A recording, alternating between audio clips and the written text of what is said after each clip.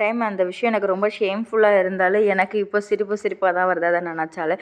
என்னென்னா நான் ஒரு 4th ஸ்டாண்டர்ட் படிக்கும்போது அப்போ தான் எனக்கு சஷ்டி விரதம் அப்படிங்கிறத பற்றியே ஃபஸ்ட்டு தெரிய ஆரம்பிச்சிது. எங்கள் வீட்டுக்கிட்ட எல்லாருமே விரதம் இருந்திருந்தாங்க. என் அக்கா கூட இருந்திருந்தா. நான் அதை பார்த்துட்டு நானும் விரதம் இருப்பேன் அப்படின்னு சொல்லி ஒரே ஆடம். எங்கள் அம்மா சொன்னாங்க, நீ குட்டியை போனே இருக்க முடியாது அப்படின்னு சொல்லிட்டு. நான் கேட்கவே இல்லை. என்னால் இருக்க முடியும் அப்படி இப்படின்னு சொல்லி வீரவசனம்லாம் பேசிட்டு ஸ்கூல் கிளம்பி போயாச்சு. மத்தியானம் பார்த்தா செம்ம பசி. அப்புறம் வீட்டுக்கு வந்து இட்லி சாப்பிட்டுட்டு என்னால் முடியலன்னு சொல்லிட்டு அப்போ எல்லாரும் என்னை பார்த்து கிண்டல் பண்ணி சிரிச்சாங்களே. எனக்கு அது ரொம்ப ஷேமாக இருந்துச்சு. ஆனால் அப்போ தான் ஃபிக்ஸ் பண்ணி தான் நான் எப்போவுமே இருக்கணும் அப்படின்னு நினச்சிட்டு ஒரு 6th ஸ்டாண்டர்டில் ஸ்டார்ட் பண்ணேன். அதுக்கடுத்து நான் போன இயர் தான் இருக்கலை, அதுக்கு முன்னாடி எல்லா இயருமே இருந்தேன். 6 டேஸ் கூட இருந்திருக்கு.